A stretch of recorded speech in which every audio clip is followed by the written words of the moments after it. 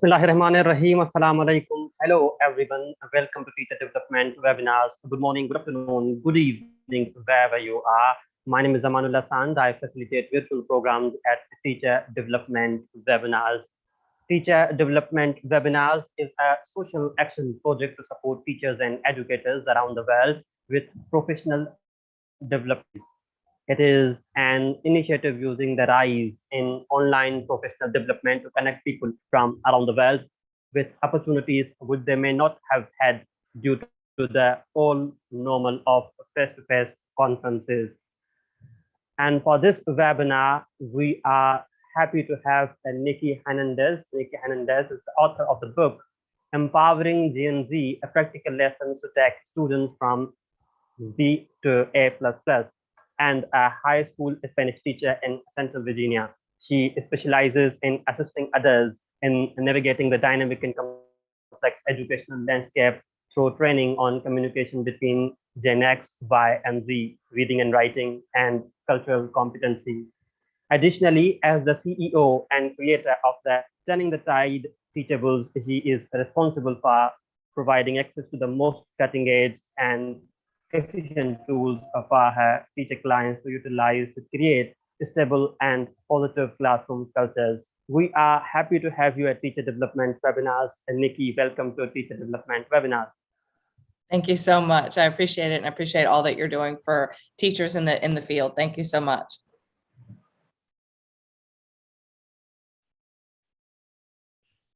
Okay, are you ready to get started? Sure. Okay. All right, guys, we'll go ahead and get started. So give me one sec. And I'll pull up my slide. Okay. Awesome. Okay. So we will go ahead and get started with the presentation. The first thing that I want you guys to know about Generation Z are these questions that we're going to answer, okay? The first question is, what influences Gen Z and constitutes their core beliefs and communication philosophy? Also, what are some of the roadblocks and challenges of Gen Z that we face in the classroom and that we will continue to inevitably see in the classroom? How can we motivate them as teachers? And what adaptations could we make in our own philosophies? So that's what we're going to cover today. And let me go ahead and get that started. Okay. All right. So give me 1 second. There's a little technical glitch I'm having. So let me just do that. Hold on. There we go. Okay. My apologies. I just had to having a little glitch. Okay. All right, now I'll share my screen. There we go. Okay, my apologies about that. Just wanted to make sure I had everything ready for you. I was glitching out a little bit. Okay, so here are some of the generational differences between Gen Zers and my generation, the Millennials. So first, what you need to know about Gen Zers is that they were born between 1996 to the year about 2010 to 2012. That's according to the Pew Research study. And they're changing the dates of the generations all the time. So if you want the most updated information, go check that out. But what I want to talk to you guys today about are some of the key differences between Gen Zers and Millennials, because these people are making up a significant portion of the education system, the workforce, everything. Okay. So Gen Zers, they typically struggle with boundaries. They could be academic boundaries or behavioral boundaries. They also struggle with deadlines. When you give them an assignment and you say, this is due, in 2 weeks or on whatever date, it's very difficult for them to process that information and to take that seriously. The next thing is they also crave components of structure, but they like a little bit of flexibility built into that structure. They will thrive in a structured environment, and they will do very well at that. That is because most of their parents are Gen Xers, and Gen Xers also thrive in boundaries or in environments where you have clearly defined boundaries. So with Millennials, though, Millennials are a little bit different. Millennials like to set boundaries for other people, but they don't like other people to set boundaries for them, if that makes sense. Another thing with Gen Zers is that Gen Zers typically respond pragmatically to discipline and boundaries, meaning that if it's not self-serving, if what they're going to do, if a decision that they have to make is not self-serving, then they just simply don't do it, if that makes sense. So they're very pragmatic in that way. Now, Gen Zers are also not naturally an adversarial group. Obviously, there are some Gen Zers who are adversarial and a little contentious and argumentative and things like that. But as a whole, I would say that this generation is not very adversarial. They're less adversarial and more passive, for sure. So when it comes to discipline, some of them are likely to become adversarial if you're disciplining them. Some will not become adversarial. Some of them will just completely shut down, which is probably the most common response for Gen Zers.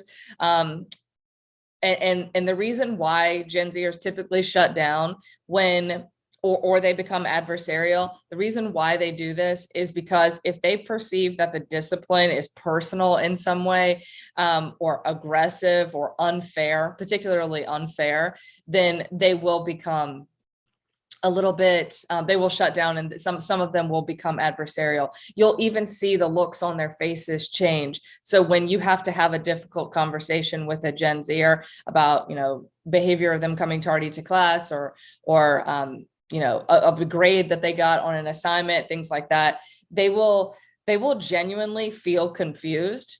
They will genuinely feel confused when you're having this conversation with them and telling them that what they're doing is like essentially not okay. They're confused by that, because they've never really had any kind of accountability before. So when you're holding them accountable, or you're making sure that they're taking responsibility for their actions, it's something that's very difficult for them to process. And what they will typically do is they'll start to blame you. So they'll say things like, well, you didn't tell me this, or you didn't teach me this, or things like that, right? To shift the blame from themselves to someone else. So that's typically how they respond to discipline. They don't really handle that piece well. The next thing is with millennials, when it comes to discipline and boundaries and things like that, millennials want to give their feedback. They want to be heard. They want to feel validated. So it's important that when we're having a conversation with a millennial, that we ask them the question, can I get your thoughts on XYZ? Right? They love to talk first. So unless I'm in a meeting with another millennial where I have to set the very clearly defined boundaries so that the conversation stays on track, I will speak first. But in general, if it's not a meeting like that, then I will allow the other millennial to speak before I do and get their thoughts initially, because what this does is it validates them. It makes them feel appreciated, and it makes them feel heard. So by consequence, or by contrast, if we don't do that, millennials typically will turn to social media. Gen Zers do this too. They will turn to social media to vent their frustrations. And millennials will also turn to anyone who will listen to them to talk about how they feel. So another piece to the puzzle with Gen Zers and millennials is that Gen Zers first want to understand how, like in your classroom, how a process works. So a system that you may have, there we go. They want to understand the process of how something works. How is your class going to ebb and flow? How are you going to respond when XYZ happens? How are you going to handle this situation? What should I expect from this class day in and day out? What are my expectations for me, and how does this all work? That's one of the biggest things with Gen Zers. When they understand the how of the process, it helps them to internalize the why, if that makes sense. It helps them to understand why the rule or the policy is in place. By contrast, though, millennials are different. Millennials don't like to start with the how. They like to start with the why first, right? So millennials will appreciate a detailed explanation that describes why a particular decision was made in the classroom, or a protocol or mandate was put in place. They like to know the why. And once the why has been established, then millennials are likely to cooperate. Gen Zers are likely to cooperate when they understand the how first, and then the explanation for the why is brief. When the explanation for the why is kept brief, they typically will do well, if that makes sense. So what we want to do as teachers is we want to set boundaries very, very quickly in our classroom and be very clear and firm about those boundaries and do not budge. The next thing is that we want to not make decisions based on emotions. Gen Zers also, like, I think a lot of teachers where they get kind of mixed up is with Gen Zers in particular, is that Gen Zers don't want to collaborate. They don't want to collaborate with you when it comes to the rules of the class, okay? They don't want that. What they truly want is guidance. They want clear direction, and it's not step-by-step instructions. When I say clear direction, you know, step-by-step instructions does not work with Gen Zers because they simply don't read the instructions, right? What I mean by clear direction is that when we have clear communication in our classroom, face-to-face, that kind of thing, and we set the expectations and we help guide them or lead them down the right path, then that will help them to succeed in our classes. And one thing you can communicate to your Gen Zers is that not everybody's path is the same. We don't all have the same path in life. So I think it's important to know that about them and then listen to what they have to say. Right? Hear them out, listen to what they have to say, ask lots of questions, and try to phrase the question in such a way that is not emotional. Because when we phrase questions in an emotional way, like, are you upset? Or does this make you angry? Or whatever. It's very difficult for Gen Zers to process questions that deal with emotions. So I would start with fact-based questions first if you're going, if you have to have a difficult conversation with them. So basically what I'm trying to say is that millennials and Gen Zers, they're on two opposite sides of the spectrum. They have different influences, different perspectives, different outlooks as to what they want to do and how they foresee their future. And Gen Zers, another important thing to know about them is that they disguise their inner frustration or worry or pain or suffering with sort of a fatalistic humor. And the reason why is because Gen Zers don't normally see a future for themselves because they're oftentimes overwhelmed with the severity of problems that are happening in the world, and they're just occurring 24/7, and the news and the notifications and everything to let you know about all these things that are happening, all these disasters and tragedies and stuff like that. It's overwhelming. It's 24/7. So they're just in a different stage of life. And really what we need to know as teachers is that we want to balance. We want to be a balanced person and demonstrate a lot of emotional maturity and flexibility, but also keep that in check with the boundary component, if that makes sense, by enforcing, firm boundaries. So those are some of the key differences between Gen Zers and millennials. So we can go ahead and continue. One of the key points to remember when connecting with Gen Zers is that they feel not overwhelmed with school, they feel underwhelmed with school. They don't feel like they're being challenged in school. If they do feel like they're being challenged in school, oftentimes it's because they feel overwhelmed with the sheer amount of work that they receive, if that makes sense. It's just never ending. It's the homework assignments and the projects and the constant testing and all that kind of stuff. It's basically like being in a race, right? It's like being in a race. Is this a struggle between two schools? Not two schools, Khalid, it's two generations of people, if that makes sense. But if you have any other additional questions, please feel free to ask.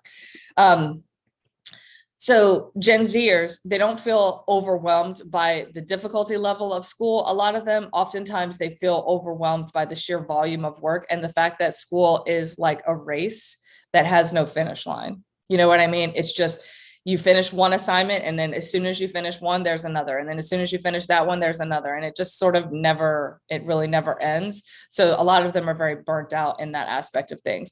So as a teacher, what we want to do, one of the key points to keep in mind when trying to connect with a Gen Zer is try to stimulate and expand their mind. How do we do that? be inquisitive, ask questions, get to know them, their philosophies and their values.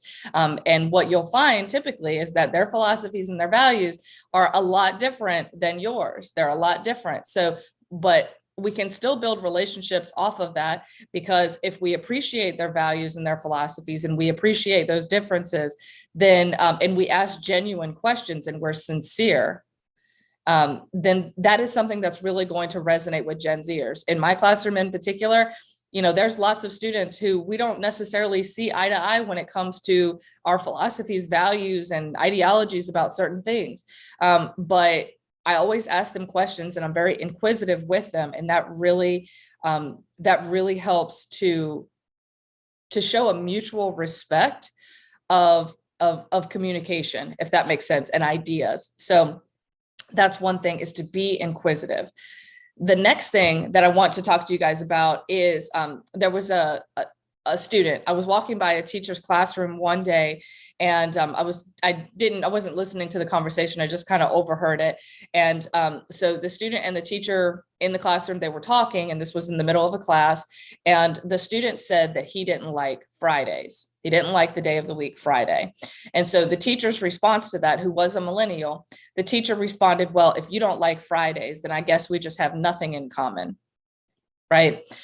And that's what I'm trying to say. It's not about what we have in common that generates relationships, although that is, it's nice when you have stuff in common, but that's not the basis for our relationship, is commonality. What's the basis of our relationship is genuine concern and interest. When we show interest in someone else, that's how we generate a relationship, not just with commonalities. So anyway, the teacher said, I guess we have nothing in common then, and then just, continue to teach the lesson. But all of us here today in this seminar know that that would not be ideal when handling that type of situation. A kid says that he doesn't like Fridays.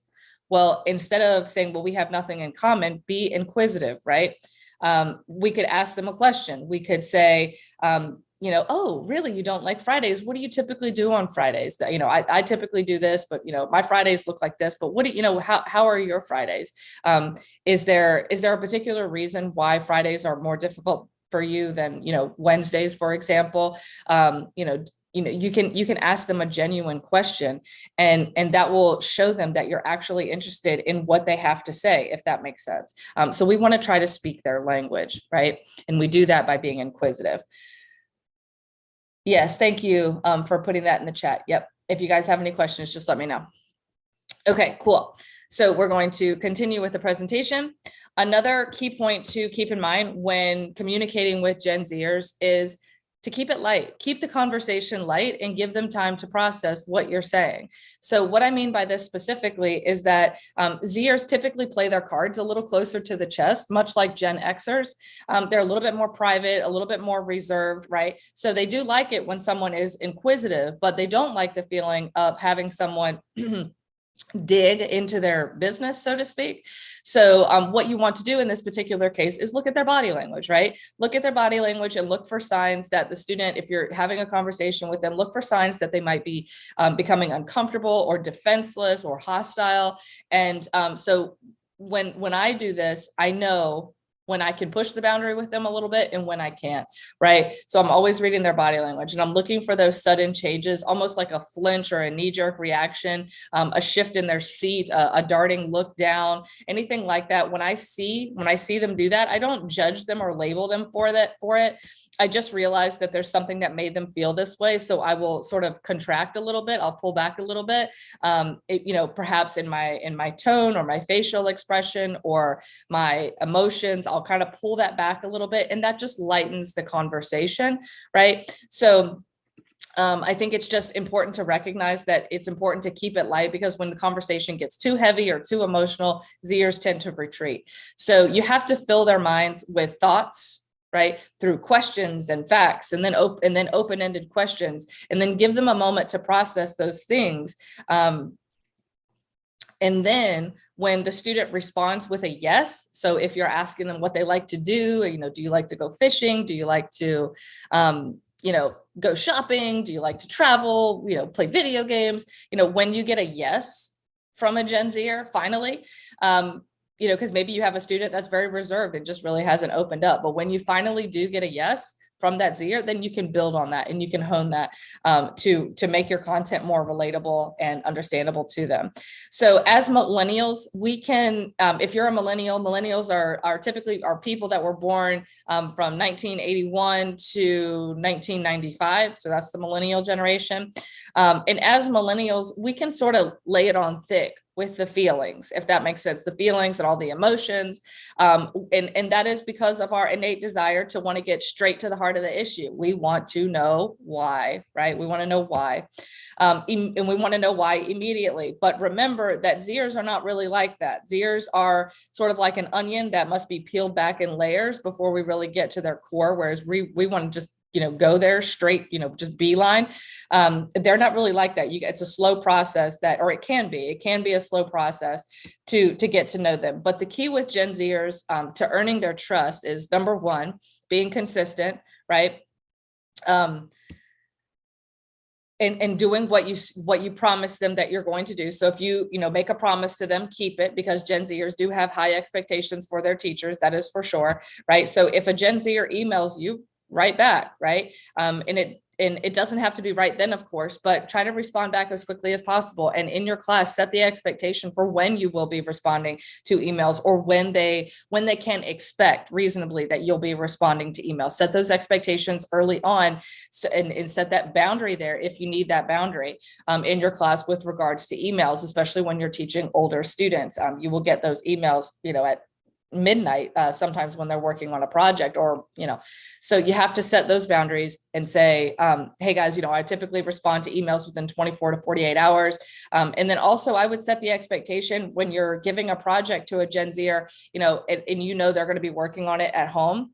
That's a situation where you as a teacher might have to be flexible and sort of extend the boundaries a little bit on those emails and respond to those emails even at a later time. And you can let them know that, because, you could say, this is a special circumstance. I typically don't respond to emails until 24 to 48 hours, but because, I know you guys have this project going on, I will be at my phone, or I'll try to make myself as available as I can. But if I don't respond to you, don't worry, I will get back to you tomorrow, and we'll discuss your questions face to face, right? So you can set those boundaries, but also be flexible as well, and that really helps the Zer to really trust you with things like that, if that makes sense. And it also shows that you care, if that makes sense. And that's the side of Zers that they really need to see. They need to see that you care.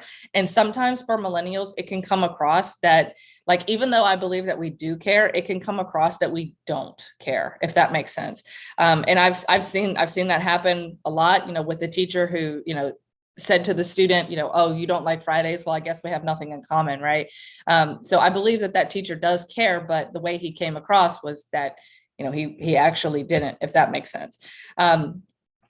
So also another thing to keep in mind is that if you're looking to not have respect, which, hopefully no one is looking to not have respect with their students, but if you're looking for a student to disrespect you, one sure way for a Gen Zer to lose respect for you as a teacher is to respond back to them sarcastically. Gen Zers have a hard time processing sarcasm, especially from an authority figure who is supposed to care for them. So sarcasm just only further sort of perpetuates the problem. But of course, you have to know your audience. Maybe there is a student that, you can be a little sarcastic with, but overall, Gen Zers don't appreciate that from authority figures. It causes them to not trust them, if that makes sense. So let me just take a look at my notes.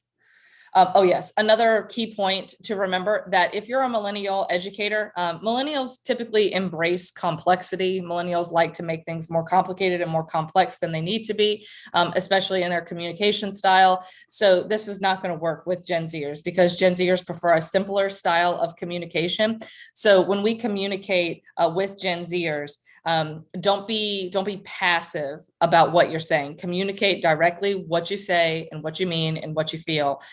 Because if you don't, then the Gen Zers are going to get confused, and they're going to look for the loopholes and any reason to justify not doing what you asked them to do. So for example, if you have a homework assignment that you've given them, and you go to a Gen Zer and you say, I hope that you get your homework done tonight. that doesn't work, right? It's not clear enough. It's kind of it's a little passive aggressive. You know what I'm saying? So we don't want to say things like that with Gen Zers. It just won't work. I get why we do it, because we're trying to motivate them. But it's going to resonate like sarcasm to a Gen Zer, and they just don't handle that very well. Millennials are a very sarcastic, almost cutting generation as a whole. So Gen Zers will see sarcasm as an insult to their intelligence and shut down, basically. And they will ultimately feel like they can't come to you anymore. And then, of course, every once in a while, they will get adversarial, and some of them will snap back and they will sort of call you out for it. And it just causes more tension between the teacher and the student. And it's just not a pretty situation when millennials and Gen Zers don't get along, if that makes sense. And then that parent has to get involved, and then it just gets very heightened very quickly. So that's just some key points there to keep in mind with Gen Zers. Any questions so far? I think we're okay. But if you have any questions, just let me know. Okay. So let's see here. Another point when communicating with Gen Zers is test for responsiveness, right? Test for responsiveness. What this means is that, as we talked about before, what's important to us, it might not be important to them, or vice versa, but it is our job as educators to try to find out that information, find out what motivates them, find out what drives them, find out what causes them to enjoy life, right? And you can pepper them with rhetorical questions, right? Sort of fact-based, more grounded types of questions, but pepper them with those rhetorical questions. And of course, examine that body language and look for a yes, right? Look for a yes, where something you said resonated with them in their body language, and then follow up with an open-ended question. It will seem more genuine when you handle situations like that. Okay.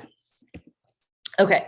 Additionally, understanding Gen Zers. So here's some things that teachers can do to understand how they're feeling and where they're coming from. The first thing is most of us do this anyway, but to try to greet the students at the door, that really helps. I don't always do it, but I try to do it as much as I can because I want them to know that I care. Again, that's very important for Gen Zers to see. It's also important for us to step outside of our structure and be flexible with them, because they do have significant struggles. Gen Zers do. They were not educated in the same way that millennials were, or Gen Xers were, or baby boomers were. And oftentimes in almost every subject, they are lacking the foundation that they need to be successful. And oftentimes that foundation is reading and writing skills, or if it's math, they're lacking the foundational math skills. So it's really important to understand that a lot of Zers, not all of them, but they really do struggle academically. Or even if they don't necessarily struggle academically, they're oftentimes compensating. They're compensating for a lack of reading ability, for example, with their good memory or something like that. So most Gen Zers don't really read or write very well. Of course, it's not all of them that don't do this, but if they don't read well and they don't write well, it's very difficult for them to reason. And if they're not good at math, it's very difficult for them to be logical in that way, because their mind has not learned how to reason. So you have to be structured and be flexible and understand that they are lacking some serious foundational elements to their education, because the education system has shifted from, actually teaching real content to, high stakes testing. We're teaching to a test, basically. So if you see a kid struggling, right, don't call them out right then and there, unless they're being disruptive. If they're being disruptive, yes, call them out. But keep your emotions level and steady. Don't go up and down like a roller coaster, right? Another thing is that it's important to try to get the parents involved as much as possible, especially with the younger kids, because Gen Zers oftentimes have parents that that are very checked out, whether they're millennials or Gen Xers, or even probably not so much boomers. Boomers don't always check out. But with Xers and millennials, some of them have really embraced a defeatist mindset. They feel defeated on the inside. A lot of these parents do. So they're really checked out of their kids' lives. So it's important to try as much as you can. You can only do what you can, but to try as much as you can to get the parents involved is really important, because a lot of these parents are very defeated and they just don't involve themselves with their kids that much, if that makes sense. So look for signs of withdrawal in the kid, any kind of changes in behavior, any kind of, especially confrontational behavior. If you have a student that's if you have a student that's not really confrontational, but one day they are, rest assured that something serious is going on with that child. So look for those signs. So if a student is confrontational, what you'll see typically is that they're not listening, they're not complying with the rules, anything that's just out of the ordinary for the child. That's something to look for and to note and to document, and maybe to address in that moment if you feel that it's right, or address later down the line, maybe when the kids had a little bit more time to process, and they can actually talk about what's going on. Next, also establish. So basically what I'm saying is establish a baseline for conduct. So when you look at your classes, you should know what a normal day looks like, right? Once you know what a normal day looks like and how the kids behave, how they act on a normal day, then essentially what you do as a teacher is you look for any deviation from that. And when you do, then you will be able to quickly identify any brewing problems that are occurring in your classroom and alleviate them fairly quickly before they get out of hand. The next thing is that Gen Zers typically have trust issues and confidence challenges. Millennials do too in a lot of ways. So that's one thing that I've personally been able to connect with a lot of Gen Zers, is that, like, my students will tell me all the time, they'll say, oh my gosh, you're like literally the most confident person in the world. In my head, I have no idea. If somebody thinks that I'm confident, I have no idea why they think that, because on the inside, I am literally the exact opposite of that. I don't know if it's my tone or the way that I talk. I do talk kind of fast. I don't know. I just genuinely don't know what it is, but people are like, oh my gosh, this girl, she's so intense. She's so confident. She's so this, she's so that. And I'm like, I don't see it. Because on the inside, I don't feel that way at all. I feel like I'm stumbling, that I'm, not good enough in a lot of ways. And my confidence does suffer a lot every single day. So one of the things that has helped me to connect really with Gen Zers is sharing that, right? Is sharing any kind of confidence struggles that I've had with myself, and not just sharing those struggles, but particularly what I'm doing to fix it. I work every day diligently on these issues, and I know that they're probably never going to go away. But I share that with my students because I think that it really helps them to understand. It helps them to, it inspires them. It inspires them. It motivates them that they can do the same, right? And they can have a reliable role model and a good guide to help them navigate through some difficult situations. I think that's really important for them to know. So we can continue. Hold on. So connection summary. So one of the things that we want to do is reach out to our Gen Z students without, punitive measures, right? So if a student has deviated from the norm, maybe they're on their phone when typically they're not, or maybe they just sort of look distracted. They have that blank stare, that sort of glazed over look in their eyes. Maybe they're not participating much in class, or maybe they're, tapping their pencil constantly on their desk or something like that to distract us, to derail the lesson, anything like that. So what we can do is we can approach them without punitive measures. We can say, for example, you look distracted today, right? Do you have a couple of minutes? This is not your normal behavior. I'm here for you, right? So we approach them without sounding punitive, like, hey, stop that. You're not listening to me, blah, blah, blah, right? It's really important for Gen Zers, both Millennials and Gen Zers, to feel like there's a safe space where they could communicate without judgment or criticism. Another thing to keep in mind is to keep information as confidential as you can, especially at the higher level grades, because the higher level students, even though they're not 18 yet, they do feel like, in some ways, I can think of, a handful of students who feel this way, or I can think of many students who feel this way, not all, of course, but many do. Many students, on the inside feel like they're, maybe having to be a little older than they are, because they a lot of times have to take care of themselves. Their parents are not around, or their parents are sort of emotionally disconnected from their lives. So they feel sort of alone, right? And so when a Gen Zer does come to you with information and they do want to talk to you about something that's going on in their lives, that is really significant, because they do not do that with everyone. Like I said before, they usually keep their cards pretty close to the chest. They're pretty reserved, and they don't like just putting their life and their business, especially their private life, out there in the public eye. So try to keep information as confidential as you can with them, because this establishes trust. But one of the things that you want to clarify with your Gen Zers is that, if they come and talk to you and they say, hey, can I talk to you about something? Always just share this basic disclaimer with them.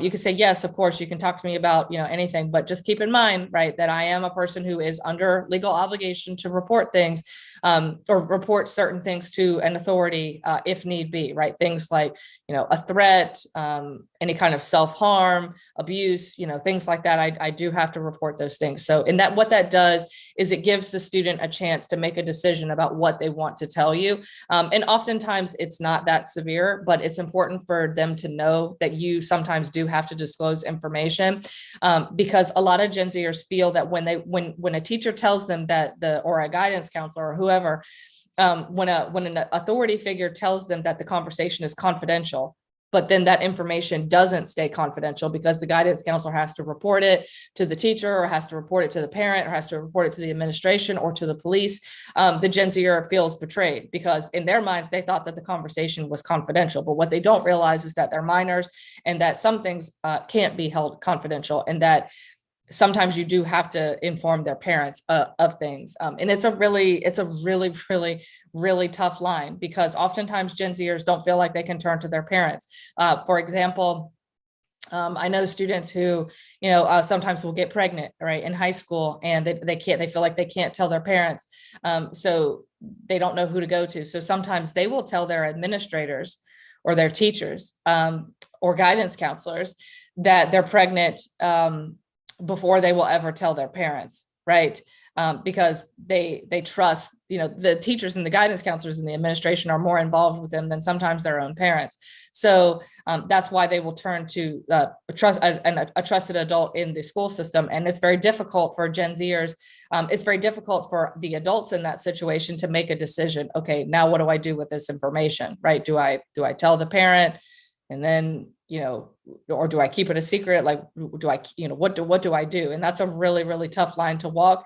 So it's important to let the Zer know that, hey, if it's something that's really serious, I probably will have to share this with your parents, and I will let you know if that's what I'm going to do, so that you're not feeling blindsided. You know what I mean?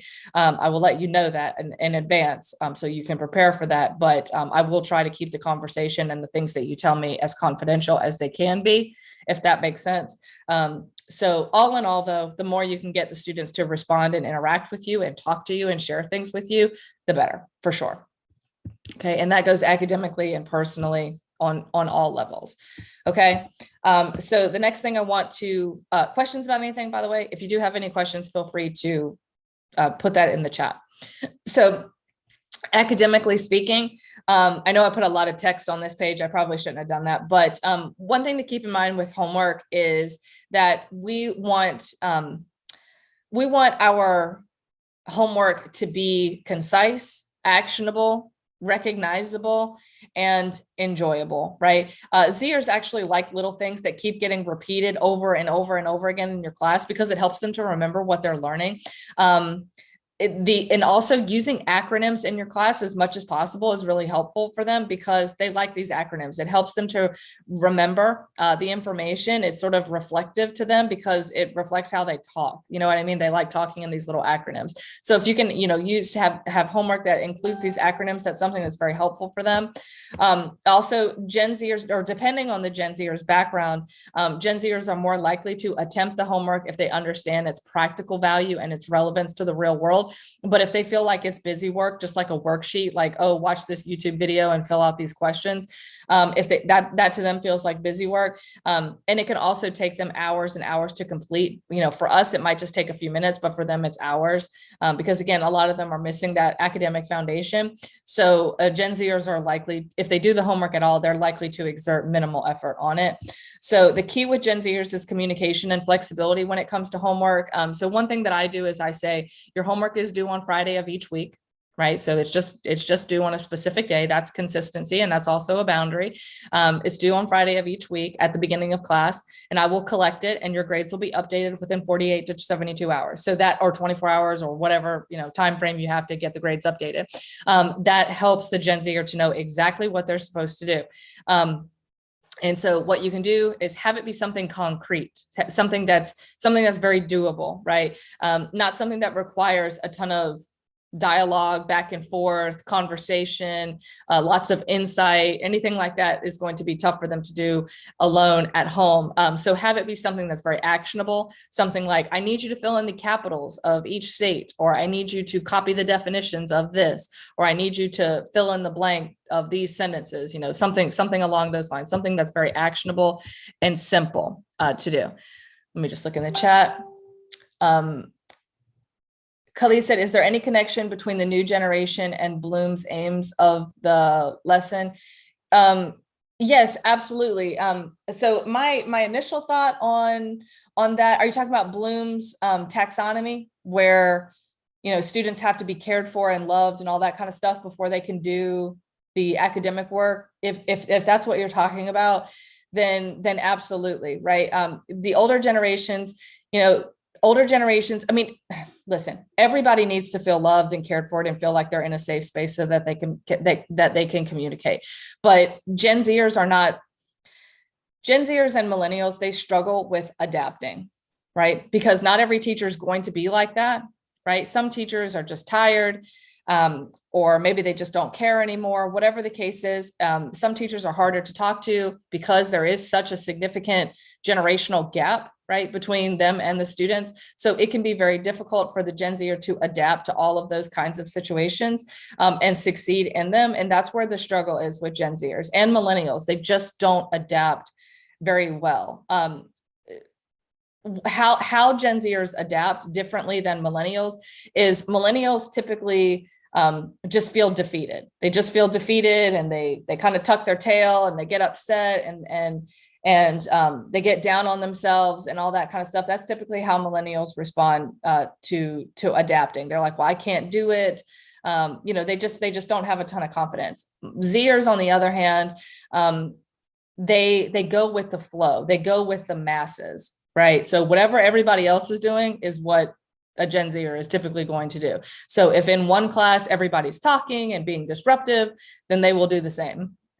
If in another class everybody's quiet and respectful and listening and paying attention and participating, they will do the same, right? So they just sort of follow the masses to adapt to whatever situation. They change like a chameleon, if that makes sense.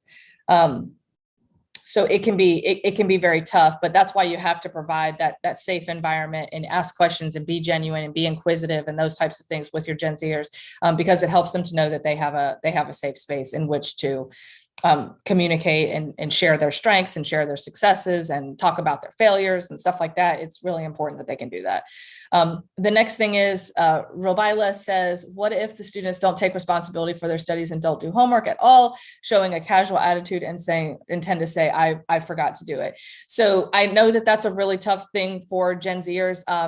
And here's the thing, if administration does not support the teachers in this, and they continually lower the bar for the students, but they raise the bar of expectations for the teachers and lower the bar for expectations for the students, then that's what it's going to be. You're going to have a very casual, apathetic attitude towards homework and their studies and things like that, because we have set them up for that. It's the culture that has set them up to behave that way and to have that viewpoint, because most schools, not all schools, of course, but most schools just pass kids through regardless. They pass kids through with a minimal understanding, with a minimal foundation. In reading and writing and math and all that kind of stuff. And so what happens is that the kid just continually gets passed through. And so they genuinely stop caring, right? They genuinely stop caring because they start to realize that it doesn't matter whether they put forth the effort or not. It just doesn't matter, because they're going to get passed through anyway. And so as a teacher, that is a really tough battle to fight. I fight it as a teacher every day as well. But I'm at the point in my career where if a student does not take the homework seriously, then they get the grade that they get, if that makes sense. And I always tell my students this as well, I'm never going to give you homework that you can't do. Okay, it's going to be something that's very simplistic, but it's going to be something simplistic, something repetitive, something we've done in class. It's not going to be time consuming. It's just something that's going to keep this information fresh in your mind, right? And that's what I need you to do. And now another thing that you can do with your students with regards to homework, especially if you have to have that one-on-one conversation with a student that just doesn't take accountability for their work, is you can say, hey, this is the assignment and it's due on Friday. Can you commit to getting this assignment done? Do I have your commitment? Can you commit to doing this? Right? And when you ask that question, can you commit? It makes the Z'er think, wait a second, can I actually do this? It's a very simple question, right? And if the Z'er says yes, that yes, I can commit to doing this, then you've got their word, right? You've got their word. So that way, when Friday comes and the homework is due and they turn it in, then that's a win. If they don't turn it in on Friday, then you can say, okay, I'm going to ask you what happened, but I do need to let you know that this grade is going to be this grade. And I'm going to continue to have this conversation with you until the end of the year, until you learn that you have to take responsibility for doing your work. And that goes with any subject, any work assignment that you get, anything, just real life. You have to take responsibility for that. And sometimes I'll even have very frank conversations with my students. And I will say, the reason why you're not doing your homework is because you feel like you have no control in your life, that nothing matters, right? That you're just going along with the current, and the current is going to take you wherever it takes you. That's sort of how they feel. So I'll say that's the reason why you're not doing your homework, because you feel like there's just a current that's taking you to this end, and it really doesn't matter what you do or how much effort you put, you're all going to end up in the same place anyway. So that's why you're not doing it. But that is not true, because, and I will tell them, I'll say, that's not true. What is true is that you have allowed the powers that be to take control of your life, right? They've taken control of your life.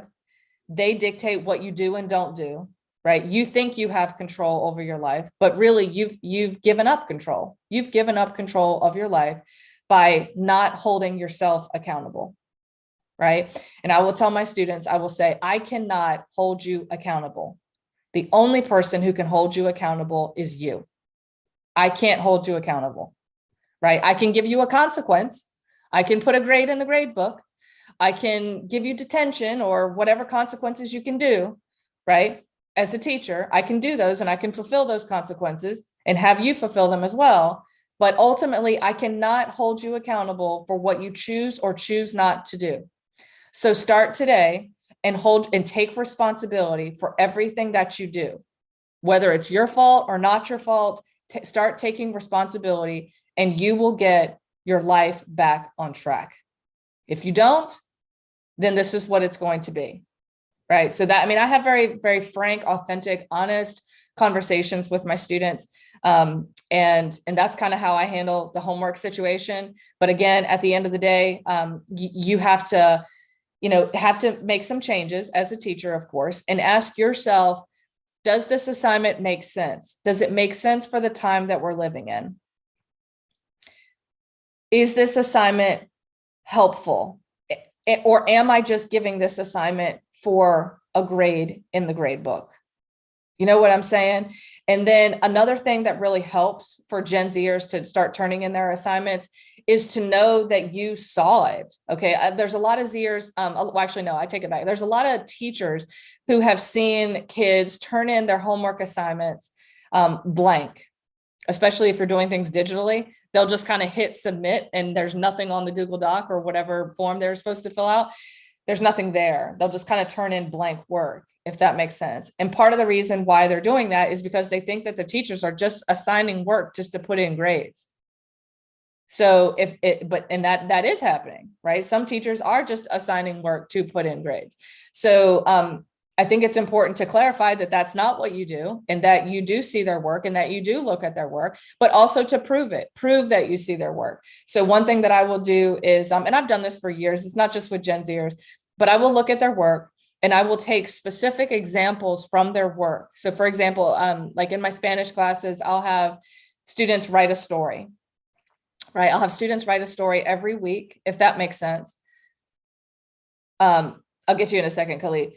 I'll have the students write a story in Spanish, and it's due every week. They write a little story. And then what I'll do is I'll take like maybe a common error or a common mistake or a particular sentence from a student's homework or whatever. And I'll take usually 5 or 6 examples. I'll take 5 or 6 examples of those homework assignments that I want to project on the board or project on my TV or whatever. And I'll say, hey guys, I pulled these sentences from your homework, from your stories that you wrote. And I just want to go over some of the mistakes that you made here and make sure that this is clarified so that the next time you write a story, you nail this. Okay. And that really helps. It shows that you care and that you're not just putting in a grade in the grade book just to have it there as a number. You're actually looking at their work and you're giving them feedback. But the nice thing about doing feedback that way as a whole group is that you don't have to spend all of your time giving the same individual feedback to the students on their papers that they inevitably don't read. Right. So you're just taking these concepts because students will oftentimes make very similar mistakes. And you take those mistakes and you project them on the board and you give that information to the students whole group style. So that way everybody gets it, not just one student out of 25 who maybe read your comment. You know what I'm saying? So that really, really, really helps. Khalid said, when there are no problems, boundaries, obstacles, that is a homework. So I'm not really 100% sure what you're saying, but if you're saying that when there are no boundaries at home, students don't do homework, if you're saying that, then yes, that is very true. If there's no boundaries at home and the parents don't care, then don't expect a Gen Zer to do the homework because they just simply won't. They just won't do it. And that's because they've learned that it doesn't matter and that it's not important.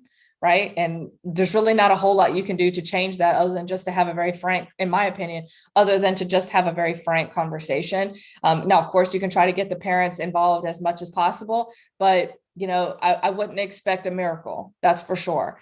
Because the school systems have, again, they've lowered the bar so low. They've just taken the bar and they've put it so low that it's very hard for teachers to establish expectations, and everyone is feeling it. Everyone, from teachers to employers, right? Gen Zers go and they get a job somewhere and they don't show up for work just simply for the fact that they didn't feel like coming in, right? So it's really up to the leaders that be to say, no, we're not going to have this. Today is a new day, and I know that what you learned before was this, but that's not how it works here, right? And if the leaders do not stand up and say, this is what we're doing, this must be done, and they don't hold the line there, then there's really not a whole lot you can ask for.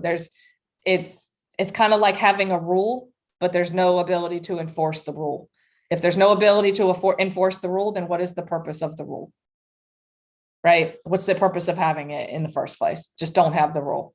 You know what I mean? So I know it's a tough situation for sure, but that's kind of how I look at it. And I just have those frank conversations with my students. And if they don't turn in the homework, then the grade is the grade. I can only control what happens in my classroom. And you can too. And that's all you can do. That's all you can do as a human being. And if you've done everything that you could to inspire and motivate your students and all that, and you've given them, plenty of opportunities to succeed and to make things right and all that kind of stuff, and they just still refuse to do it, then you can, as the teacher, can rest confidently and peacefully at night knowing that you've done all that you could to help. But you obviously can't twist their arm and make them do it, right?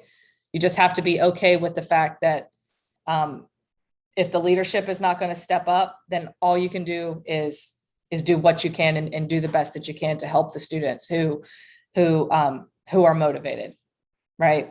And the students who are not motivated, you continue to try with them and build connections with them. And that's ultimately what they will remember anyway. They're not going to remember the homework that you gave them. Some might remember some of the things that you gave them and some of the tasks and the things that they learned in your class. Some of them might remember some of that, but ultimately what they're going to remember is that you treated them always with dignity and respect. And then hopefully one day those positive seeds that you planted, you know what I'm saying? Those positive seeds that you planted. Yes, I'm sorry. The reason why is because I'm looking at my notes. So I apologize for not looking directly at the camera. But one of the things when when we give those homework assignments and we have those conversations with them, and we plant those seeds every single day with our students, you know, all you can do is rest assured that you did the right thing, and that you can hope later in life that something you said or something you did for them is going to click, and they're going to remember that. And then they're going to, you know, hopefully step up into who they were meant to be, right? They're going to step up and then step into who they were meant to be, if that makes sense. So that's really all that you can do with homework. But again, when it comes to the specific homework, I try to give, I always let my students, I will say, for example, you know, should you need an extension on this homework, please communicate that with me so that we both know what to expect. You know, I'm happy to offer you the latitude that you need to be able to get this done. But I do need you to communicate that with me, and not at the 11th hour. Right. And then also communicate the purpose of the assignment. The purpose of this homework assignment is to reinforce what we've learned in class today, and to give you that repetition so that that information is fresh in your minds tomorrow. Right. And I want to help you do something quick and productive, right? That's going to be able to help you apply the information that we learn in a real world setting. Right. That's going to be something that's going to be helpful and understandable to them, if that makes sense. And then also try to make your homework enjoyable and as possible. Right. So you can say, I want to be clear that no homework assignment, you know, will be accepted, you know, past 5 days, its original due date. This is a boundary. Right. And you can set that boundary. You can say, this is a boundary. The reason why I'm not going to accept your homework past 5 days late is because my time as a teacher is valuable, and I'm not going to allow you to waste my time, and I'm certainly not going to waste yours. Right. So that very frank, honest conversation helps them to recognize your boundaries, right? And when you do that, your students will really, really appreciate you, but you have to hold that line as much as you can, and not cave just because it's easy, and not cave just because it's convenient. Because when you hold them accountable for their actions, or you administer those consequences, or you have them take responsibility for their actions, they're going to buck you. They're not going to like you at first, that is for sure, but they will come around. They will come around. They will see that it is the right thing to do. And if they don't, then hopefully they will later in life. But otherwise they get the grade that they get. Right. But you did not move the line. And that's an important thing I think for teachers to understand when it comes to homework. So hopefully that was helpful. We only got like 3 minutes left, right? If that makes sense. So let me just check my notes. All right, let's see, hold on. Yep, okay. So we got 3 minutes left, and we'll just talk about some key things when it comes to Gen Zers and Millennials. The first thing is that Millennials, we like step-by-step instructions, but Zers hate step-by-step instructions. Okay, they hate it. Millennials, they don't like to sit at the computer and try to just sit there and figure things out. We don't like to do that. It feels like a waste of time to us. Millennials want to know what they need to know and just move on with their lives. And they want to do the thing that is to them is worthy of their time and energy, if that makes sense. Zers hate step-by-step instructions. They don't read the step-by-step instructions because they can't process them, because their reading it's just that low. So Zers are more like, but Zers are also personality-wise, they are more like Xers in the sense that they like to feel challenged, right? They do like that feeling. Millennials don't like to sit at a computer and feel challenged and feel like they don't know what they're doing. But Zers actually do like that feeling. So instead of giving them step-by-step instructions, assume that the students already know what they're doing, and then backtrack, if that makes sense. Let me just take a look. So I can't do that, my friend, because I have to be somewhere. So, but maybe we can do another presentation where I can continue some of that information. Yeah. Okay, cool. So anyway, so what I mean by this is assume that the students know what they're doing, and then backtrack. So for example, if I'm having my students create an account on a website, I will say to them, I know you guys already know how to create an account on a website. So go ahead and just go to this website and create your account, right? I assume that they already know how to do it. This validates their intelligence. They like that. Okay. So then I'll backtrack. If the students have struggles with creating an account, in which a lot of them won't, but some of them will. If they do have trouble creating an account, then that's when you backtrack. That's when you say, hey guys, just in case anybody missed a step here, can I help with this? Or maybe we can get another student to help you with XYZ or whatever, in case anybody missed a step. Okay. So then you can go and you can sort of facilitate and go through the rows in your desk or classroom or whatever, and have this and look at where the students are at. And then if a student is struggling, then you can kind of pair them with another student who already went through that process and understands, how to create the account or whatever. So assume that they know, and then backtrack. That's something that's really helpful for Gen Zers. Additionally, last point, millennials like to be asked about their opinions. I love to be asked what I think. What is your opinion on XYZ? I love it when people do that. I can't resist. But millennials like to give their input and their feedback, but millennials don't. One thing to recognize about millennials is that they don't like to share. They don't like to share their resources. They're very territorial over the stuff that they've invested in or created. Millennials will they'll give you feedback all day long on what you're doing, and they will try to give you direction about where to go next. They love doing that because it makes them feel appreciated and valued, but sharing their stuff, that's a whole different thing with millennials. So with Zers though, it's a little different. They're actually pretty generous with their stuff because they're typically like Gen Xers. Gen Xers are very generous with their materials and stuff like that. I can go to a Gen X teacher and ask them for anything, and they will go right into their filing cabinets and pull it right out and give it to me. I mean, that's just how they are. Millennials, not so much. But Zers are like Xers in that way. They're pretty generous.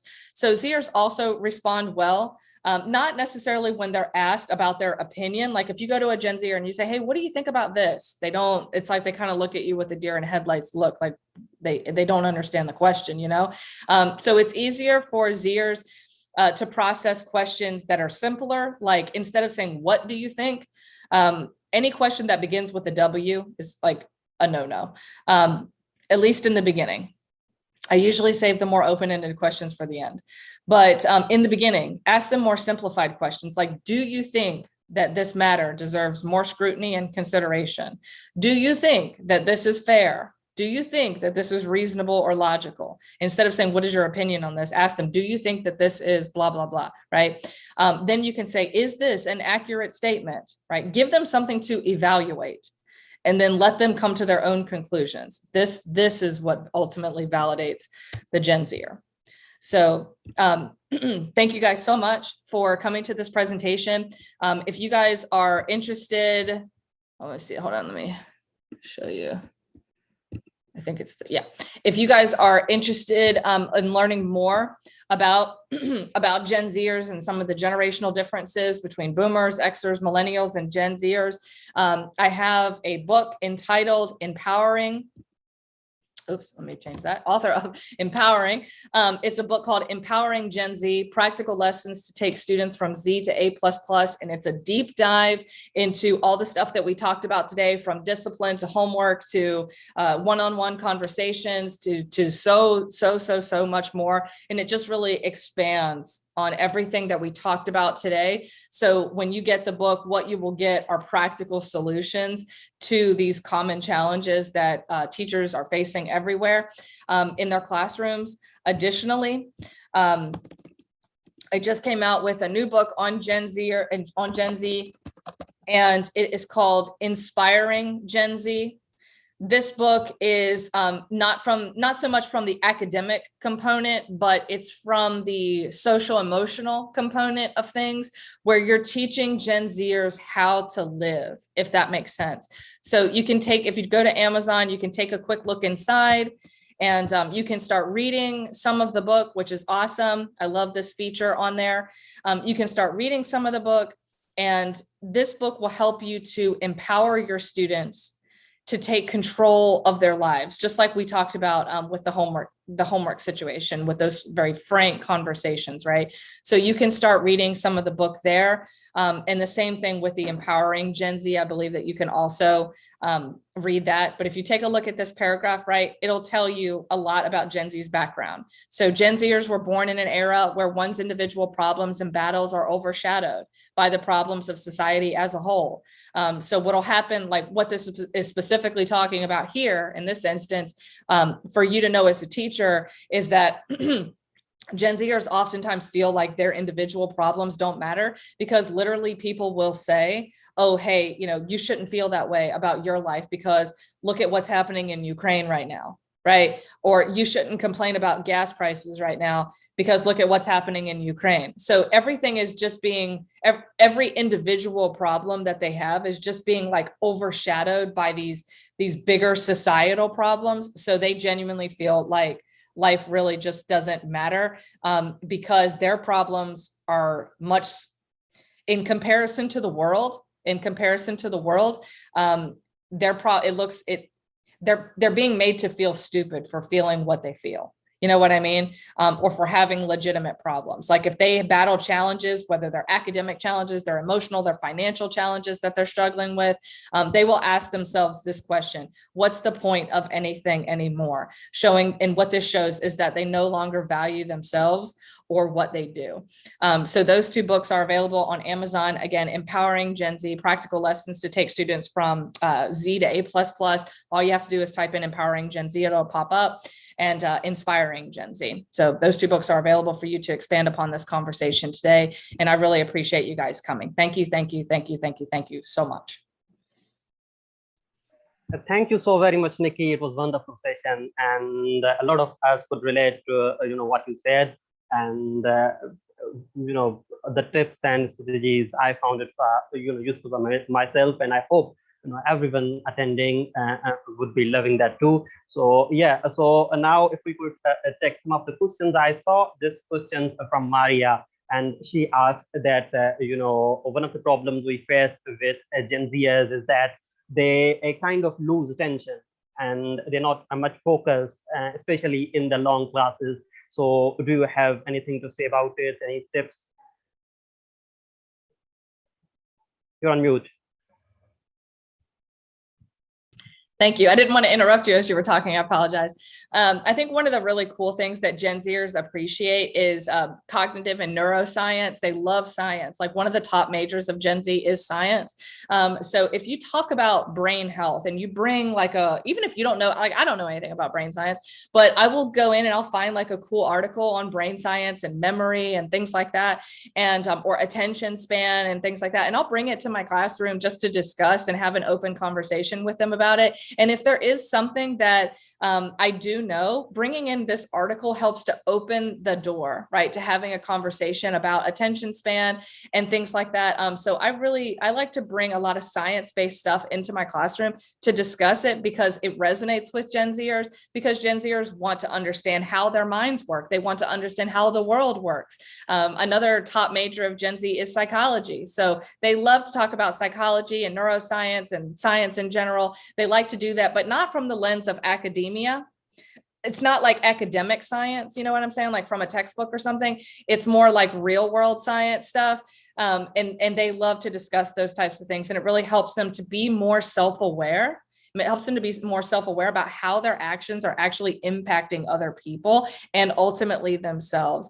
The other thing that I also recommend, this is just very simple, but I personally ban all technology in my class. I do not have no phones or computers or anything like that in there, because the problem is that we think, like all of us think that we can multitask. We think that we can be doing something on Zoom and then doing another thing. Like I've got two screens, right? That's the reason why I was looking to the side. Like I've got this double screen right here. So we think that we can be doing something on this screen and also paying attention to the lesson, but we can't. We cannot do that, right? So that's why I do not have any technology in my classroom whatsoever. If we do something with technology, it's more as a treat or a reward, or as a culminating project or something like that, where they can work in groups. But it's not like I allow the kids to have their cell phones or anything like that in class, because it's a battle I can't win, if that makes sense.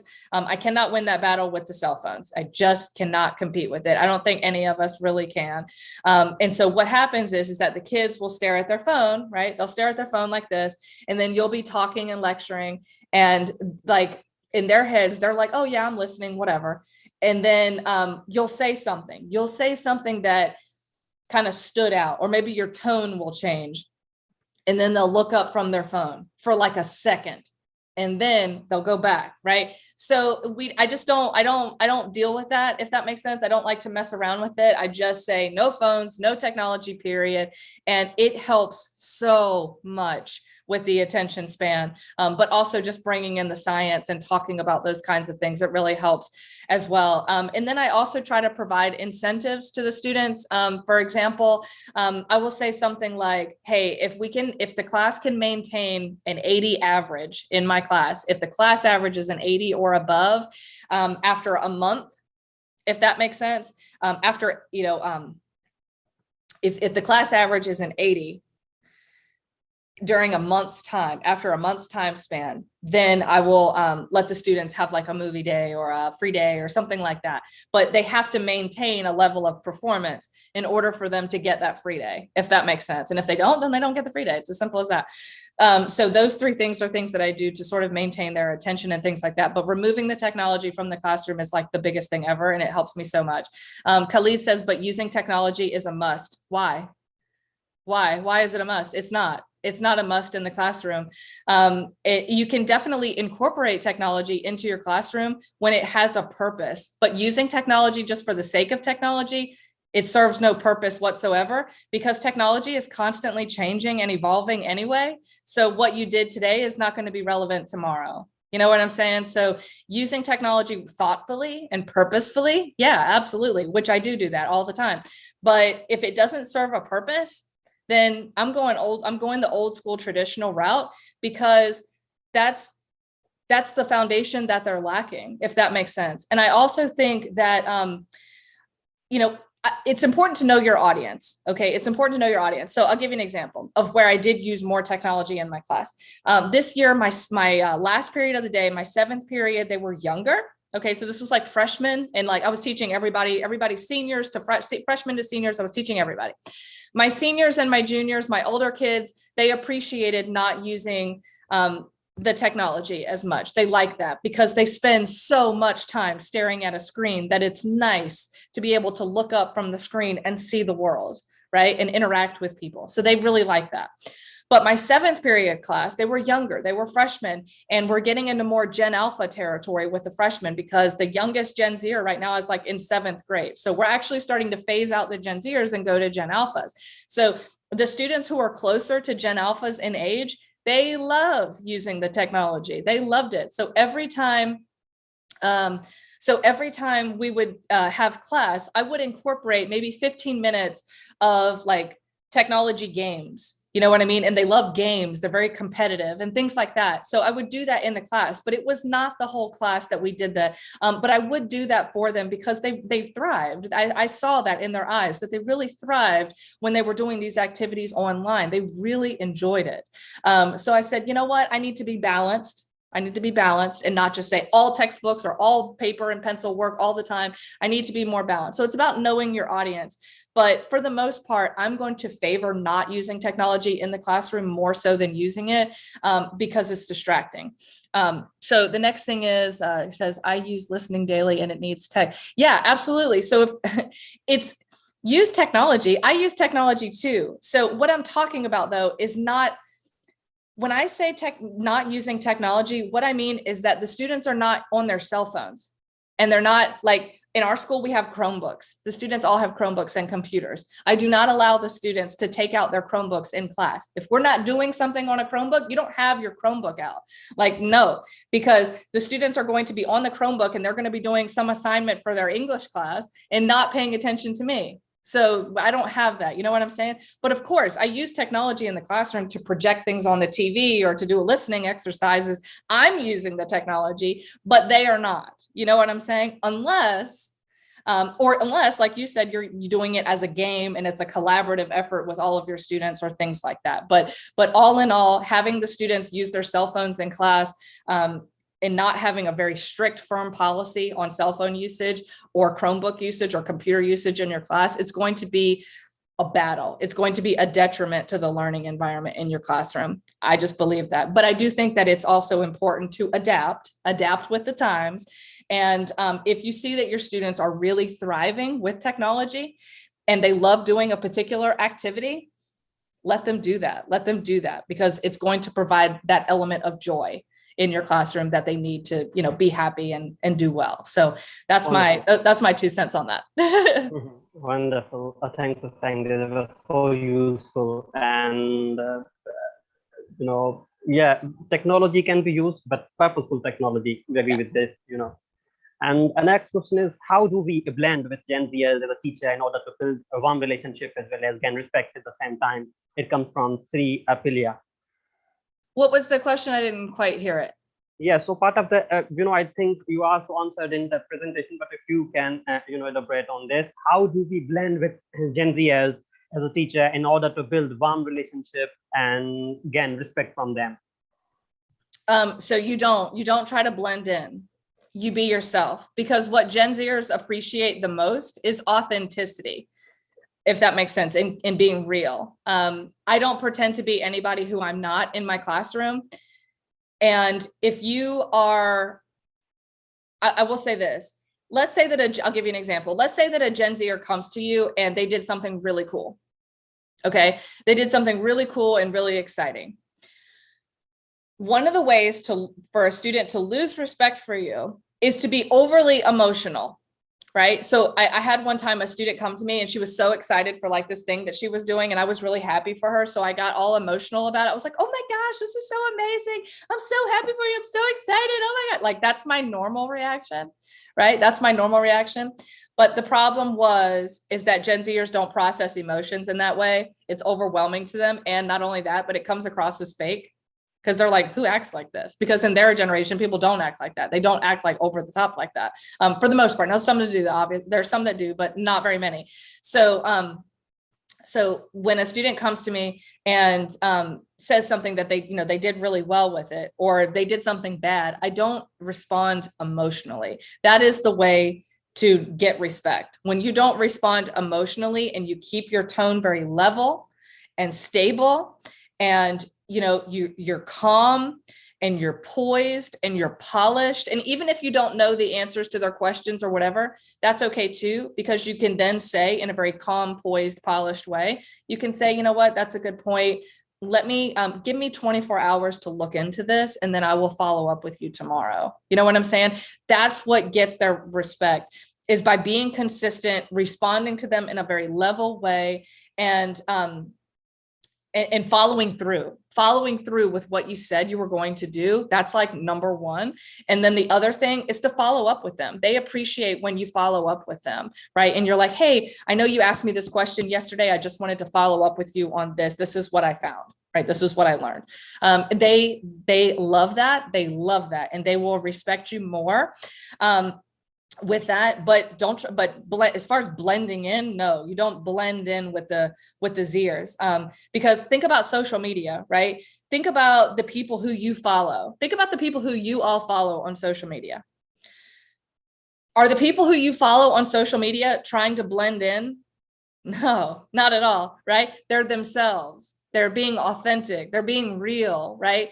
Or hopefully they're being real. And the reason why you follow them is because their authenticity, their realness, their honesty, their genuineness on social media is something that resonates with you. It doesn't mean you agree with everything they say or whatever. Thank you, Khalid. It doesn't mean that you agree with everything that they say or that they do, but you sort of have the same mission in life. You know what I'm saying? Your values and their values align. And that's what they're looking for. They're not looking for someone to try to be like them. They're just looking for someone who is real and authentic and who's comfortable with being themselves. And that's what we all do on social media. We follow all the people who are comfortable being themselves, who have the same values that align with our mission in life. And when you're authentic with them in that way, then they love it. And they also like we have an English teacher at our school who is so cool. He, during virtual learning, right? He's got like a really funny sense of humor. And like one of the things he would do during virtual learning when all the kids would show up to Zoom is he would like he would just put this wig on. He would put this like crazy wig on, and then he would just turn on his camera and like start teaching as if everything was completely normal. Like he was so funny. And like the kids really liked that because it was so lighthearted and fun, right? When you keep it light, you keep it kind of funny and humorous, and you just be yourself. Like it's okay to be a little bit odd or weird, if whatever you want to call it, it's totally okay. And because the students will really, really like that. What they value most, I would say, with their teachers is consistency, follow through, but also authenticity. Those three things that will get you the respect that you want from a Gen Zer for sure. Cool. Thanks for saying this. Maybe this one last question from Sumaya. She asks, what kind of books do Gen Zers read? That's a great question. What a great question. I don't see very many Gen Zers reading, to be honest with you. But what I will say is that they like the clickbait kind of stuff. They like the clickbait. They like to read things that are simple, short, very short, right? They like that kind of stuff, especially online. And they like they have to be able, so their vocabulary is very limited, so they like to read books that are on their level, you know what I'm saying? And if they do read a book, have lots of discussion about the book that you're reading in class, because it will help them to comprehend it. Because I've seen it over and over and over again. A kid will like read a book, and well, this is not a book, but that's okay. But a kid will read a book, they'll read a page, and they didn't comprehend, they didn't process what they read, they don't know what happened, you know what I mean? And that's because they struggle with the vocabulary. So that's the reason why, because vocabulary is the key to comprehension, right? And if they don't have the vocabulary, they can't comprehend what they read. So I think one of the keys with them is that no matter what book it is that they like to read, they will do well with it if you have lots of discussion, lots of conversation, lots of debate about that book. They will really like that. But I will say this, Gen Zers are very dark. It's a very dark generation. So if you have books about like urban legends, books like The Hunger Games, you know, the sort of dystopian world, the post-apocalyptic world, things like that, they get very into stuff like that because to them that feels like real life. You know what I mean? So, and I have lots of students who write. Some of my kids, you know, are writing books themselves, and their books are pretty dark. They're dark themselves because, and I think like every student who's writing a book in my class told me that their setting was a post-apocalyptic dystopian world. That was their setting in every single student's book. And they were not connected. It wasn't like a book they were writing for a group project. These are just totally separate individuals who are doing their own thing. And it's funny how all of them have that one thing in common. Awesome. Thank you so much, Nikki, for this insightful session. I really appreciate that.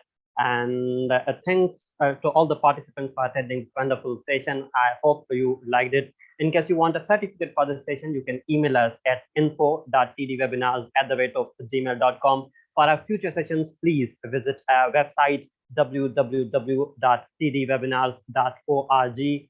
And yes, this wonderful recording of this webinar will be available on our Teacher Development Webinars YouTube channel. Please don't forget to share and subscribe. We are available on all our social media channels, Twitter, LinkedIn, Instagram, Facebook. And don't forget to share your takeaways from this session and tag us on Twitter. Twitter handle is @TDWebinars, and please use the hashtag #TDWebinars when you are posting your takeaways. Thank you very much again, Nikki, and thanks for attending. Thank you very much. Take care. Bye-bye. Be safe.